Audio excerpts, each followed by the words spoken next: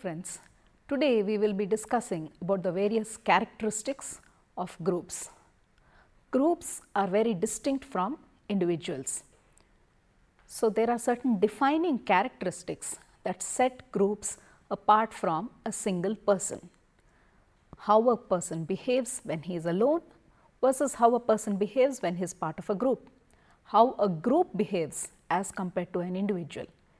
If you look at that, there are distinct differences, and these form the features or the characteristics of what we call groups. Some of the basic characteristics of groups are status, roles, norms, size, composition and cohesiveness. Today, we will be looking at each of these in detail one by one.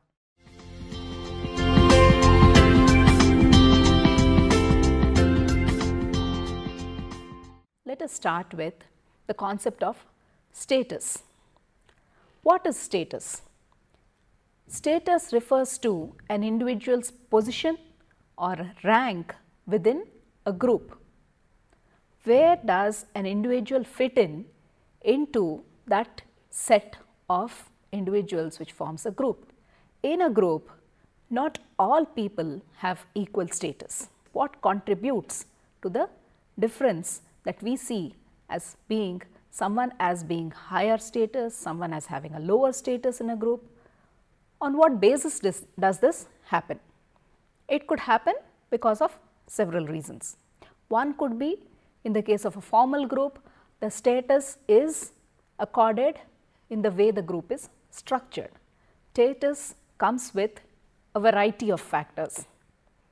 For example, someone has been with the group for a longer period of time. Then what happens? Obviously, he or she would know more about how things are done than someone who has joined recently. Similarly, let us take the case of someone who is probably far more aged, that is a senior by age. In that case also, because of his experience with the group or similar groups, that person would probably have a higher status in the group.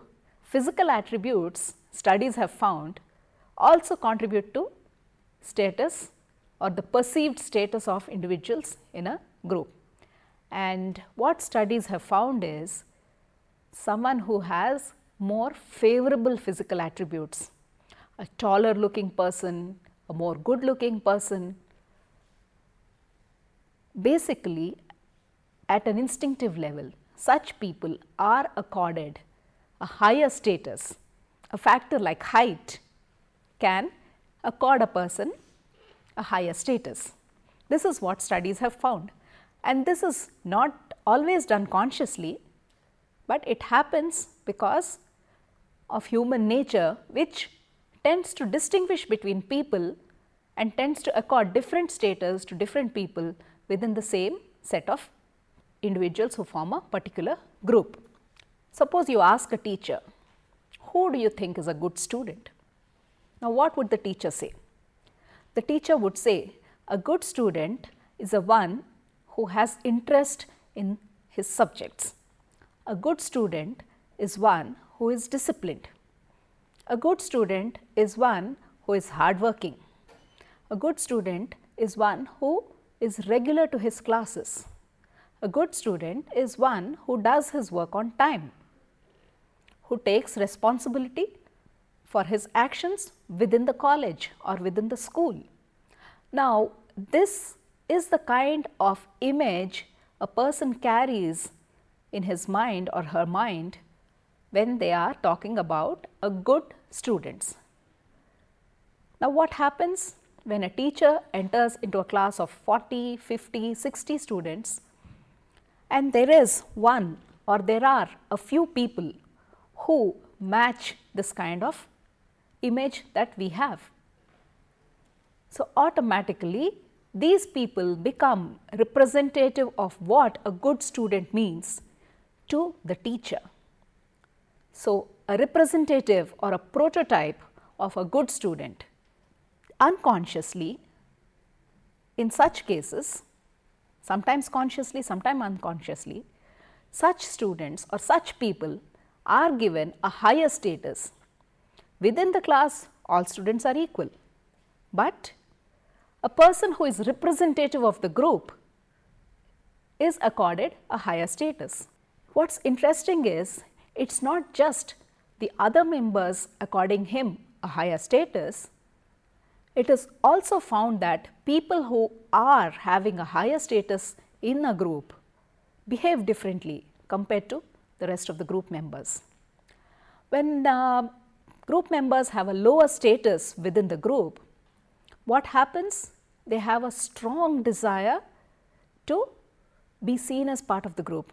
So, people with higher status are found to behave in ways which are different from those in a lower status.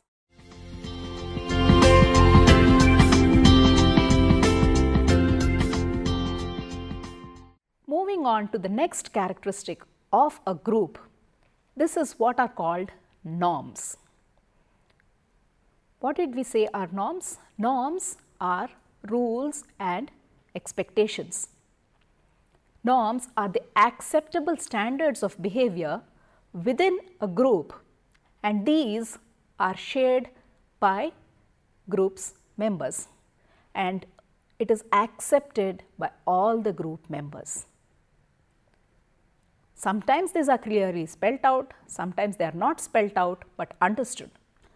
An important norm which differentiates people's behaviors in groups is whether the group has collectivistic norms or individualistic norms.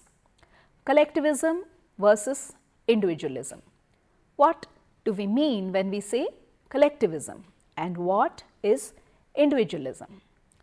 Collectivism is a norm which says you have to maintain harmony among group members, if necessary, at the cost of personal beliefs.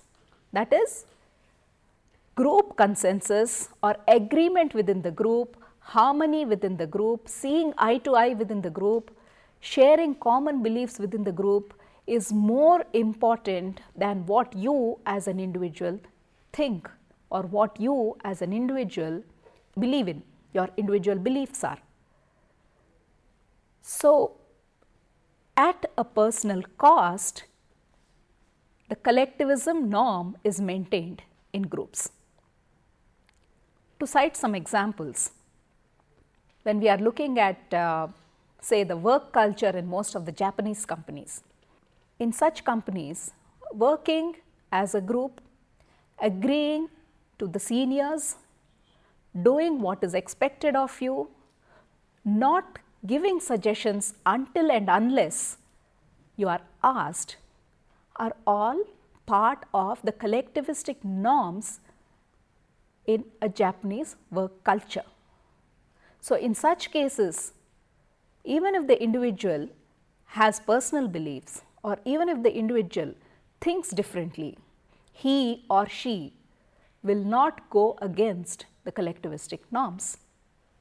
Again, as I said, personally you may believe in doing things in a particular manner, you may follow a particular religion, but if an organization has a set collectivistic norm of being a-religious within work settings, then you keep your personal values, personal beliefs to yourself, and when you are at your workplace, you do not show or exhibit any visible signs of your personal choices.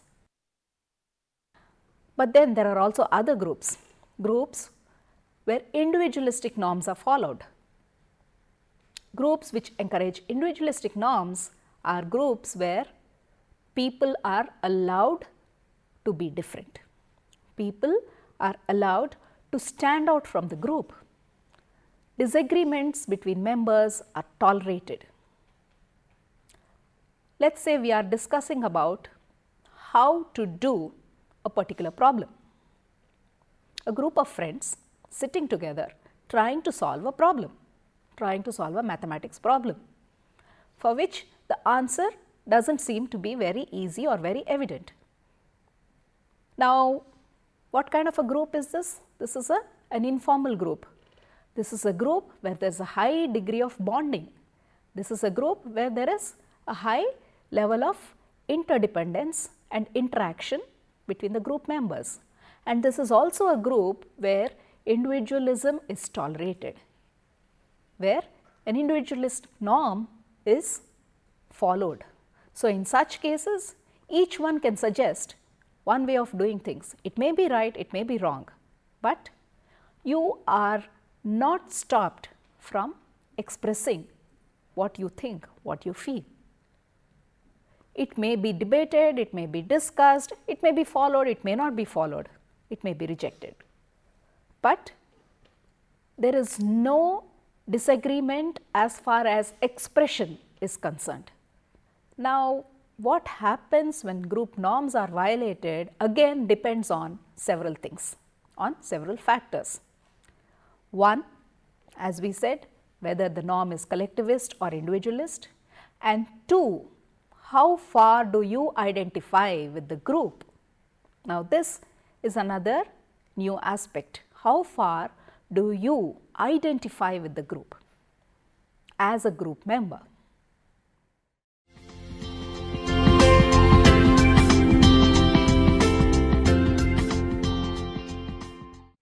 Let us take the example of a classroom. Let us take the example of two students. One student who is highly motivated, highly focused, very interested in the subject, and another student who is there because he wants to do his graduation, but who is not very keen on that particular subject. At the same time, he knows that he has to be part of the classes, he has to clear that paper also successfully for completing his graduation successfully. This is a typical classroom situation and two students in the same classroom. Now, the first person, and what is the group in this case? The group is the class. So, who are the group members? The group members are all the students in the class and the teacher who is taking the class. What is a group norm generally when a class is taking place? The teacher or the lecturer delivers the lecture and the students listen, take notes, ask relevant questions which help in understanding what is being told and generally avoid all those behaviors which disrupt the class. Now, let us suppose there is a third student who is engaging in some disruptive behavior, probably asking irrelevant questions or probably talking constantly, creating a noise in the class, sitting in the last bench, moving around, sitting in the front bench, shuffling and distracting the class.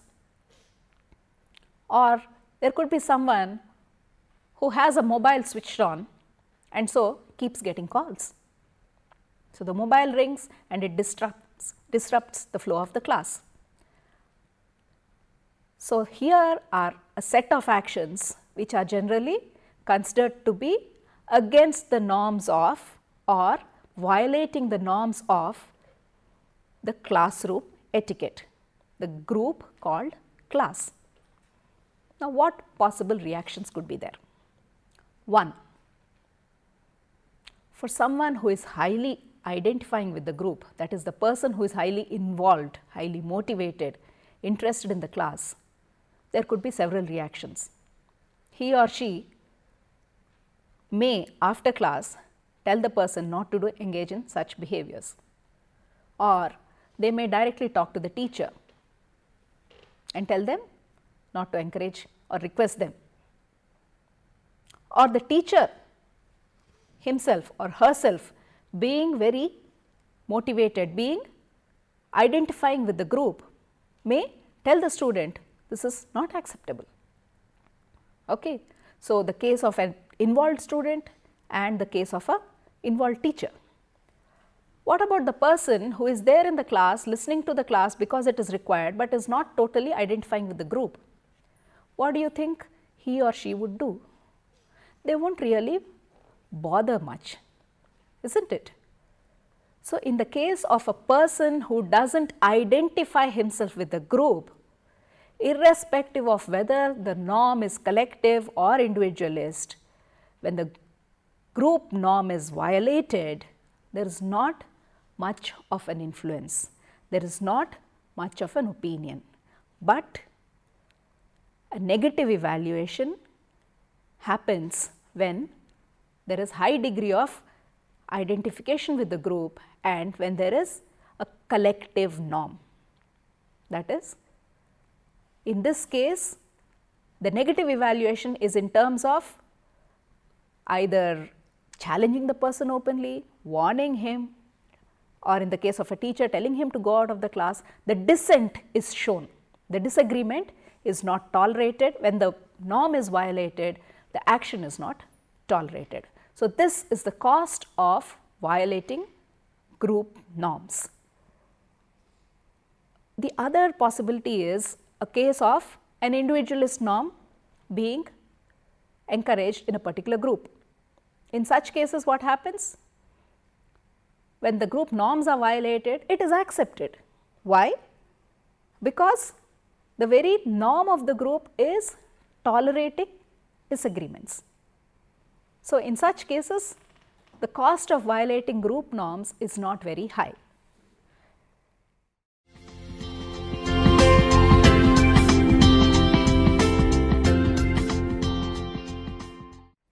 Now, we move on to a third characteristic, that is roles within the groups. Now, roles are with respect to individuals. How am I supposed to behave as a member of this group? As a student, what is expected out of you? As a teacher, what is expected out of me? So, when I am a teacher, have a particular role to fulfill. You, as a student, have a particular role to fulfill. Outside the classroom, when you are with a bunch of friends, your role is totally different. You are there playing a role of a friend, a mate. So, in such cases, you play a different role. When you go home, you play the role of a brother, of a son, of a sister. Again, same person, different role in a different group. So, role is a set of expected behavior patterns attributed to someone occupying a given position in a group. If you take a formal group like a work environment, within the confines of the office, from 9 to 5, which are the work timings, the supervisor behaves in a particular manner. Because the office decorum requires it, he might maintain a certain distance. But let us suppose you invite him over for some function at your house. Would he behave in the same manner? No, he would behave in a different way. So, in the office environment, he is playing the role of a superior. So, the relationship of a superior subordinate is maintained and you play the role of a subordinate. When he comes to your house, he plays the role of a guest and you play the role of a host. So, in such cases, again, what is expected out of the role is totally different. So, we are now having another new term here, that is role perception. An individual's view of how he or she has to act in a given situation. As a subordinate, you behave in a particular manner. So, your perception of the role of a subordinate in an office means that you arrive on time, you take your superior's permission to move out of the office campus, you discuss things with your superior, you share things in a meeting, you present the required information. So, all this is part of what you believe you are supposed to do in a particular situation. That becomes role perception. Similarly, as a superior, he will ask you questions, he will ask you for information, he will call you for discussions, appreciate you sometimes, probably warn you that you are not doing things the right way sometimes. Again, it is because he perceives his role as a superior in a certain manner. So, this is the concept of role perception.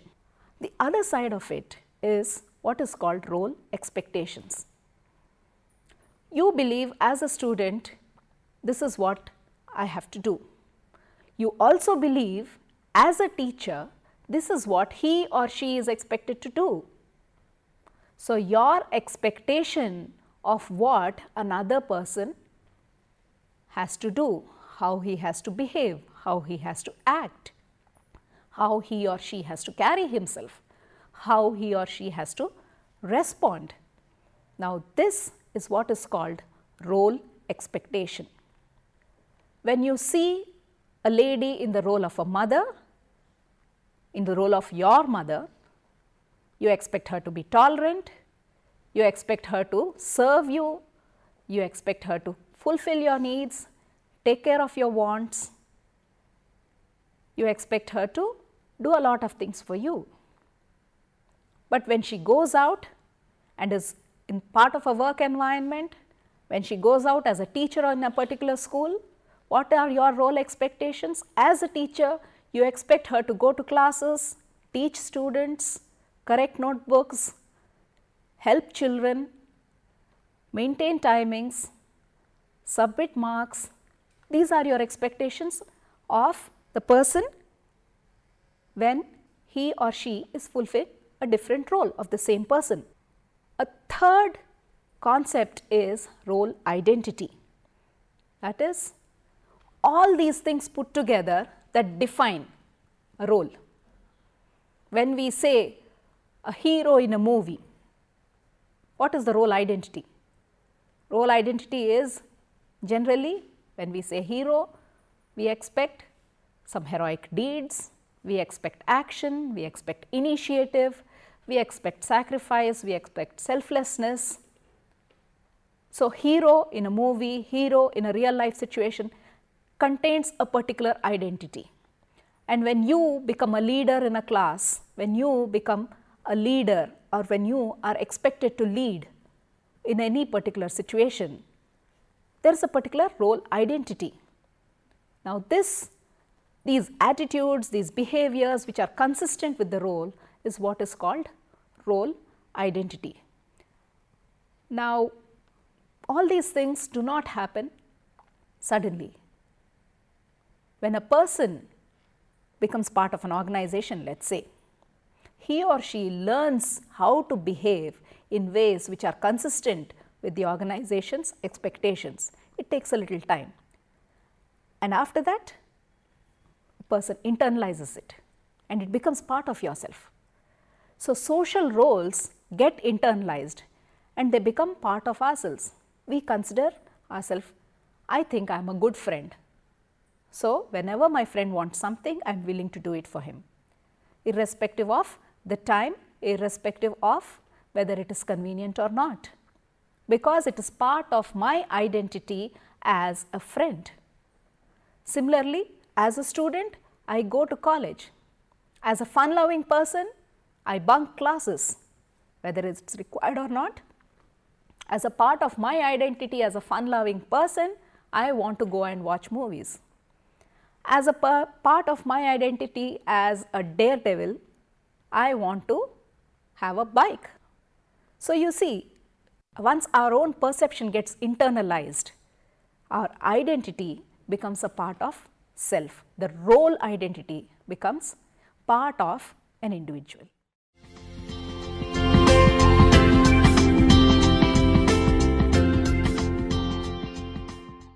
Hannah, do persons really behave differently in different roles?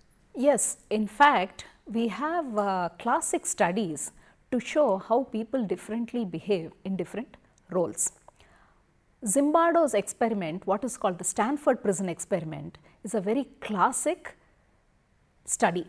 What happened was, Zimbardo asked for a few volunteers and he randomly assigned them to two groups.